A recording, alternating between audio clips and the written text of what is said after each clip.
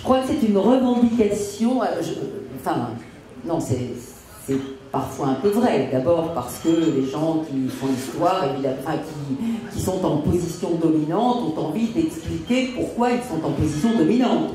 Hein, ça peut être aussi bien les vainqueurs des guerres que, évidemment, les gens qui gouvernent. Ça peut être, pour reprendre quelque chose de plus... de plus proche des gens, la domination, l'histoire écrite par les hommes, l'histoire des femmes écrite par les hommes, l'histoire des esclaves par les maîtres, l'histoire des colonisés par les colonisateurs. Bon, bien sûr, il y a quelque chose de vrai. Bon, moi je ne crois pas tellement à l'histoire complot, je ne crois pas non plus à... je crois qu'il y a une liberté quand même, et d'abord qu'il y a une liberté du métier, et qu'il y a un sens du métier et un honneur du métier qui fait que les historiens depuis fort longtemps, et notamment les historiens universitaires, enfin pour aller vite, ce que j'appelle académique, histoire savante, mais ça commence avec Michelet, hein, je traitais de Michelet tout à l'heure, on ne va pas dire que Michelet n'a fait que l'histoire des vainqueurs, hein, quand il nous fait La Sorcière et qu'il écrit quelque chose comme là au milieu, dans les clairières de la forêt, le sabbat des sorcières, c'est le peuple adorant le peuple. Bon, franchement, c'est pas l'histoire des vainqueurs. Beaucoup d'historiens, je ne prends que des exemples français, je reprends l'exemple de la colonisation, ont fait l'histoire des peuples colonisés, et à commencer, alors on va dire évidemment, c'est peut-être venu aussi par la gauche, une historiographie des historiens de gauche qui étaient militants de l'anticolonialisme, enfin de la décolonisation, mais pas seulement. Et il y a quand même des règles de métier qui font que, quand on est historien, eh bien, on fait aussi l'histoire du peuple, l'histoire des petits, l'histoire des sans grades, l'histoire de tout le monde. Mais il faut pondérer. Cela dit, il y a une très forte revendication aussi aujourd'hui pour traiter ce que les Américains appellent les subaltern studies. Mais il n'y a pas que les Américains, les Français et les autres font ça quand même assez, enfin, depuis longtemps, de façon assez pugnace. Enfin, l'histoire des couches populaires, et pas seulement les historiens marxistes non plus, est faite depuis longtemps. Donc je crois que c'est quand même une mauvaise critique. Je crois que c'est quand même, enfin une critique, non, toutes les critiques sont bonnes à prendre, elles sont toutes stimulantes, mais je crois que c'est quand même très excessif. Hein, les historiens ont envie de traiter tous les sujets et pas forcément simplement de légitimer des pouvoirs. Enfin, j'espère que non. Vous l'avez dit tout à l'heure un petit peu, la revue d'histoire a connu l'âge d'or de l'histoire, l'âge d'or des sciences humaines. Aujourd'hui, c'est quand même un petit peu plus difficile peut-être. Tous les médias ont tendance à perdre le lecteur. Tous les médias affrontent la révolution du numérique. Comment prenez-vous ce virage? Oui, alors ça, c'est évidemment un peu angoissant. Hein, vous êtes journaliste vous-même, on sait très bien, c'est pas seulement le journalisme, on sait très bien qu'il y a une énorme crise de la lecture, enfin il y a une énorme crise de tout, donc c'est très simple. Alors c'est vrai qu'on a toujours tendance à se dire en crise, mais là on peut penser que c'est quand même vrai. Alors pour ce qui concerne l'histoire, ne faisons pas trop de généralités englobantes. Pour ce qui concerne l'histoire, c'est vrai que la revue a eu une chance, c'est pas une chance, c'était aussi à la fois une cause et une conséquence. Elle a été portée par une époque, la fin du siècle, les années 70-80, où les sciences humaines se vendaient bien, où Montaillou, dans ce numéro de l'histoire de septembre, on a fait un article puisque ce sont les 40 ans, et oui, 40 ans, 75, les 40 ans de Montaillou, que vous avez sans doute, enfin peut-être lu, hein, un très beau livre d'Emmanuel Leroy-Ladurie, qui s'est vendu, dit-on, enfin c'est vrai avec les traductions, à 1 million d'exemplaires.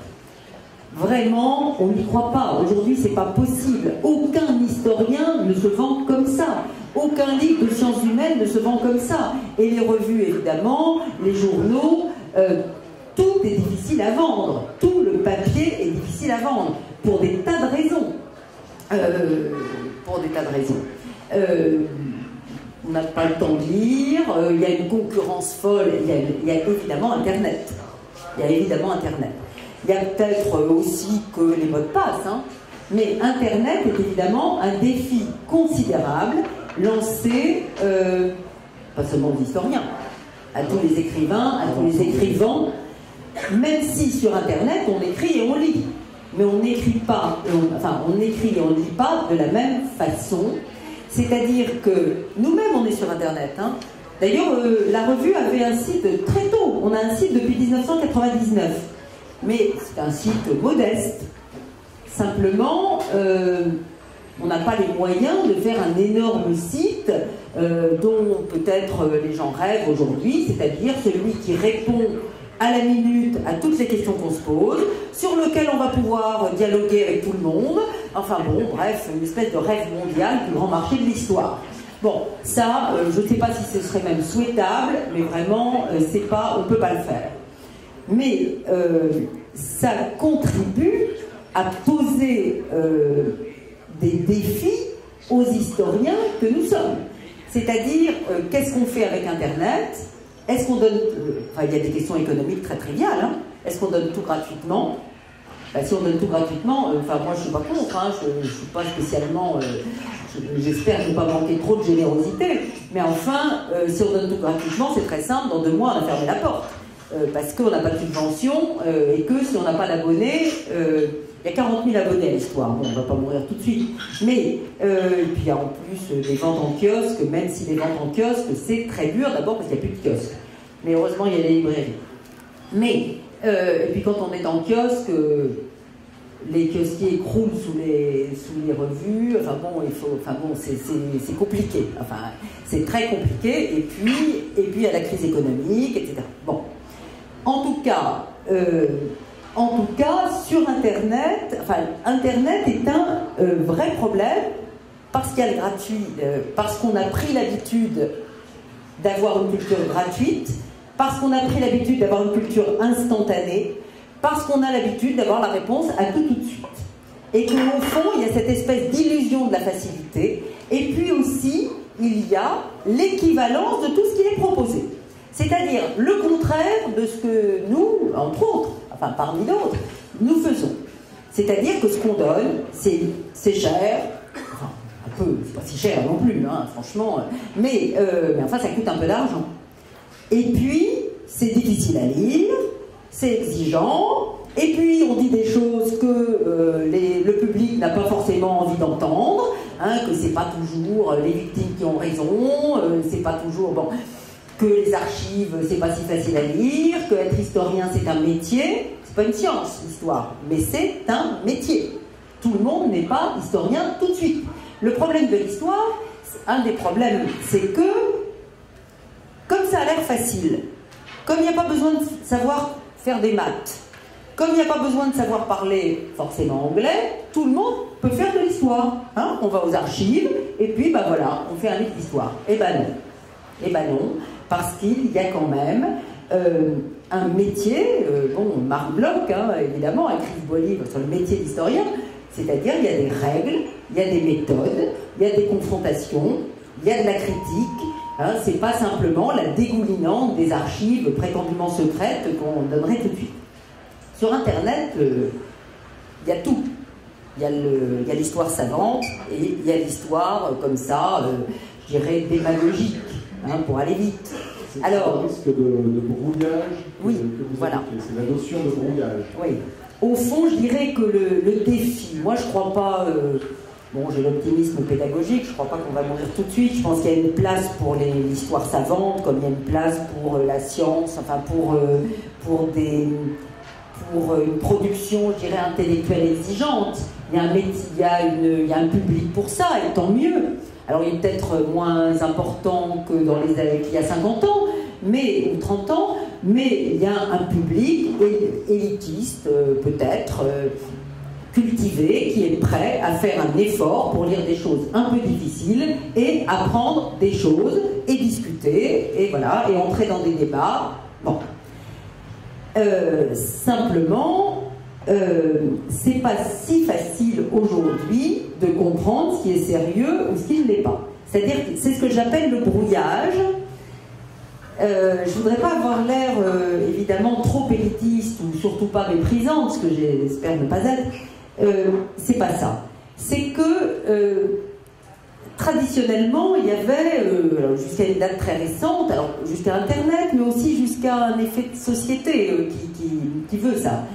Il y avait une ligne de partage assez claire entre, je parle toujours que de l'histoire, mais ça peut être vrai pour d'autres disciplines, entre une production savante, même vulgarisée, ce qu'on essaie de faire, et une production très populaire. Mais moi, quand j'étais gamine, si je prenais, je sais pas, dans une bibliothèque, parce que je trouvais ça croustillant, les histoires d'amour, l'histoire de France de Guy Breton, pour les lire en douce avec la lampe électrique, je savais tout de suite que j'étais pas dans l'histoire de mes profs d'histoire. C'est-à-dire que c'était clair. Il y avait une histoire populaire qui a bien lieu d'être. Enfin, je veux dire, personne, de même qu'on relit évidemment Alexandre Dumas, qu'on regarde des émissions au grand public, même si elle raconte des choses un peu farfelues de temps en temps. Mais tant mieux, ça peut amener à l'histoire. Le roman historique, ça peut amener à l'histoire. Mais ça n'est pas la même chose. On ne va pas en tirer, disons, les mêmes... si on a du goût pour la politique, enfin pour les... je sais pas...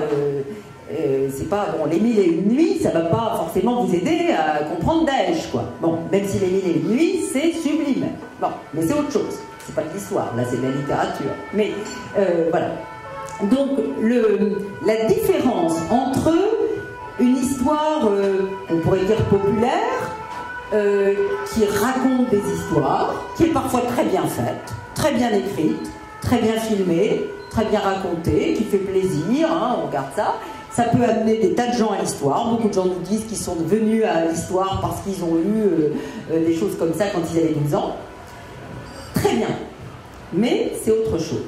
Aujourd'hui, il me semble que ça fait partie des défis qui sont lancés à l'histoire académique. C'est qu'on ne sait plus bien parfois où on est. On ne sait plus bien où on est parce que les universitaires, de temps en temps, acceptent de se laisser maquiller pour aller se faire filmer dans n'importe quelle émission de télé où on va couper complètement pour regarder 1 minute et la minute va être intégrée dans un truc un peu bizarre où on leur fait dire le contraire de ce qu'ils avaient envie de dire. Bon, ça, je ne citerai pas de nom, pas de nom d'émission, elles ont bien le droit d'exister, mais parfois on se demande si les universitaires ne seraient pas mieux inspirés de rester chez eux que d'aller y participer. Bon, mais c'est ça, si vous voulez, ou alors des productions papier qui sont aussi plus ou moins sérieuses, plus ou moins farfelues, mais où on mélange, on va chercher un prof de l'université, de Bordeaux d'ailleurs, de Paris, de New York ou du Collège de France, et qui va estampiller en fait, et dans les documentaires c'est très très souvent le cas. Alors nous après la revue on a le bureau des pleurs, et on dit oh là là j'ai été interviewé dans un documentaire et voilà qu'on me laisse croire que Clémenceau était un affreux va-t-en-guerre alors que c'est tout le contraire. Ben oui, fallait pas y aller. Bon, et donc, parce que les gens regarderont différemment. Et je dis ça, mais en même temps, il y a beaucoup de documentaristes ou de gens qui font de l'image, de la télé, sérieusement. Nous, on est partenaire, vous connaissez forcément le festival de Pessac, qui est une magnifique chose, qui existe depuis 25 ans, où il y a du film en pagaille, du documentaire en veux-tu en voilà, et qui sont souvent excellents, et qui travaillent très sérieusement. Mais voilà, on voit aussi autre chose. Et ce brouillage, avec l'idée, c'est ça que j'appelle le phénomène de société, qui me paraît un peu, enfin bon, après tout, c'est un défi, il faut le relever. L'idée, justement, que tout le monde peut faire de l'histoire. Que les victimes, qu'on ne les laisse pas assez parler, que ça existe dans les lois mémorielles, par exemple. Oui, les Vendéens, pas tous les Vendéens, évidemment, mais les Vendéens qui voudraient qu'on reconnaisse le génocide vendéen. Bon, ça c'est malheureux, mais... Enfin, c'est malheureux, c'est très heureux, au contraire. Mais il n'y a pas eu de génocide vendéen. Enfin, franchement, ça ne tient pas debout. Ça ne tient pas debout. Mais n'empêche que des tas de bouquins, vous les trouvez dans les relais d'autoroute, et puis il y a des tas de gens qui vont relayer ça. Alors, ça brouille un peu les pistes, mais on va le prendre comme un défi. Alors, pour éviter, pour s'y retrouver dans ces pistes brouillées, il y a évidemment l'éducation. C'était d'ailleurs la dernière question que je vais vous poser avant de passer le micro à la salle pour que le public puisse également vous questionner. Comment parle-t-on d'histoire aujourd'hui au lycéen? Alors ça, c'est votre expérience quotidienne. Oui, enfin, oui aussi, on parle au lycéen. Ben, je dirais, dans mon esprit, justement, c'est pour ça aussi que j'ai toujours continué à faire le prof, c'est que ça me paraît un peu le même métier. C'est-à-dire que c'est un défi là aussi, que de faire de l'histoire sérieuse à des enfants, des adolescents, des jeunes gens, qui ne sont pas forcément intéressés a priori, qu'il va falloir essayer d'intéresser à des sujets parfois difficiles, en leur disant des choses qu'ils n'ont pas toujours envie d'entendre. Alors, je continue de penser qu'on a de la chance en France d'avoir quand même une vraie place pour l'histoire au lycée, d'avoir un vrai corps de professeurs d'histoire géo bien formés, avec, enfin d'histoire géo et d'autres disciplines, hein, mais formés de façon universitaire sur la discipline. Mais c'est un enjeu, parce que là aussi, hein, il y a une pression internationale. Ça aussi, ça fait partie des défis. C'est que c'est une exception, le fait que les professeurs de lycée aient une formation universitaire et qu'ils ne soient pas simplement des éducateurs. Bien sûr, les professeurs sont des éducateurs, bien sûr, il ne faut pas le... tant mieux. Mais enfin, on estime qu'on n'est pas là simplement pour avoir le calme dans sa classe et puis apprendre à boucher son nez, à dire bonjour à la dame, mais qu'il faut aussi apprendre à faire de l'histoire, notamment, et donner des repères chronologiques bien sûr, des repères critiques, raconter des belles histoires, mais aussi des histoires tristes, dramatiques, rentrer dans la complexité des choses.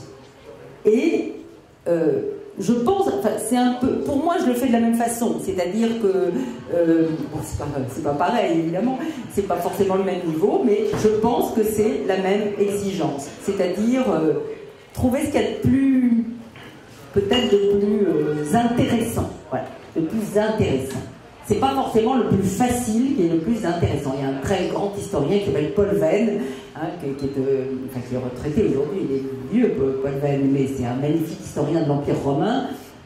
Et vous avez peut-être lu, enfin, le cirque, et qui a écrit un livre un jour qui s'appelle Le quotidien et l'intéressant. Je veux dire, quand j'ai vu ce titre la première fois, je me suis dit, ça veut dire quoi, l'intéressant? Et au fond, voilà, qu'est-ce qui est intéressant? Qu'est-ce qui pose problème? Qu'est-ce qui nous perturbe un peu? Qu'est-ce qui nous oblige à réviser un peu les idées reçues? Quelles sont les histoires qu'on a envie de raconter? Et intéresser des élèves ou intéresser des lecteurs, c'est un peu le même métier, avec des voix différentes. Merci beaucoup, Madame Yana. Je suppose qu'il y a beaucoup de questions à venir dans la salle, avec toujours, comme d'habitude, la traditionnelle difficulté de la première question, mais qui va être posée, je crois, par Stéphane Barris. Ah non, tu vas faire passer le micro peut-être. Il va faire les deux.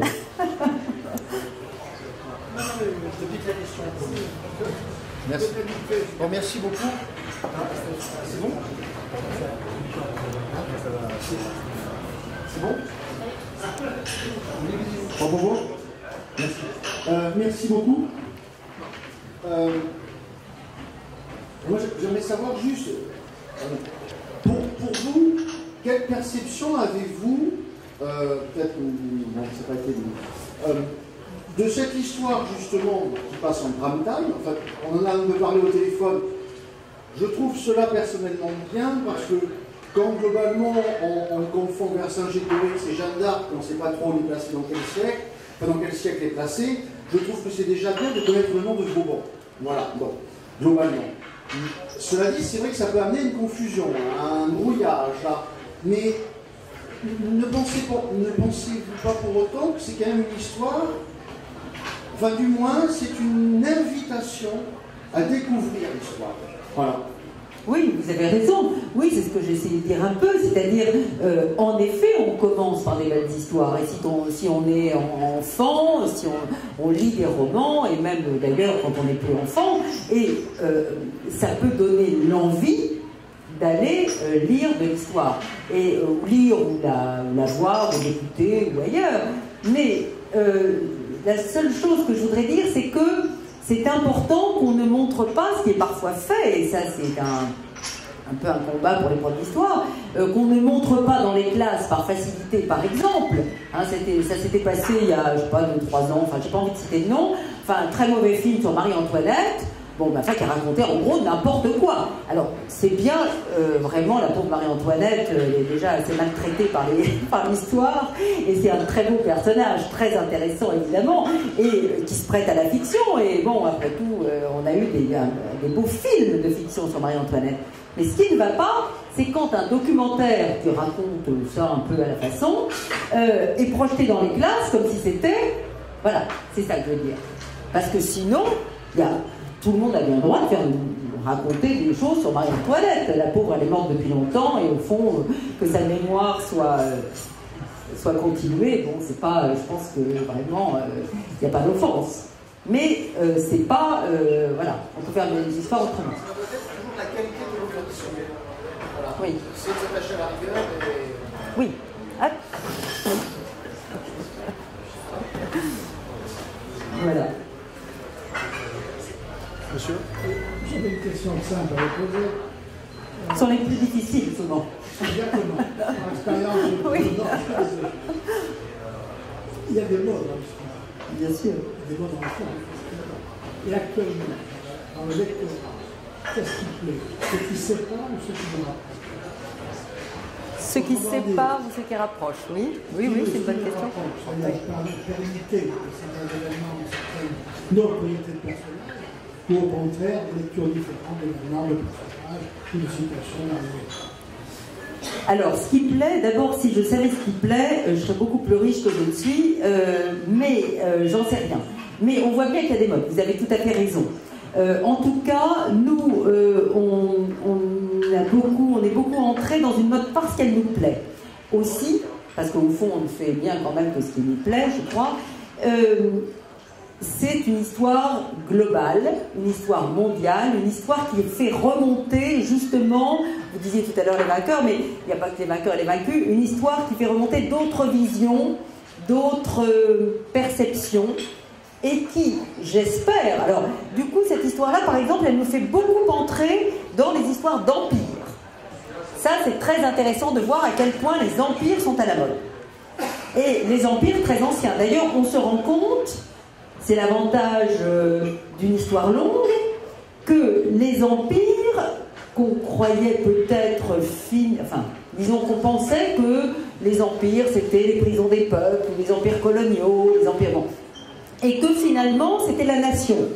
C'était la nation, la fin ultime de l'organisation politique dans l'histoire.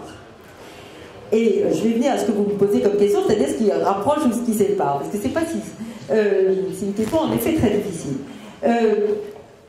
Et la nation, bon, qui a évidemment ses avantages, et la nation à la française n'est pas la plus fermée, loin de là, mais aujourd'hui, on redécouvre, et ça je pense que c'est un des intérêts de l'histoire globale, c'est-à-dire, enfin les Anglais disent global, on dit plutôt mondial, mais enfin pourquoi pas global, ces histoires d'empire, on redécouvre à quel point l'empire, au sens très large, il n'y a pas que l'empire romain, il n'y a pas que Napoléon, il n'y a pas que Byzance ou l'Ottoman, les empires sont certainement la forme la plus durable et la plus fréquente de l'organisation politique dans l'histoire. Et la nation n'en est pas forcément la sortie ultime.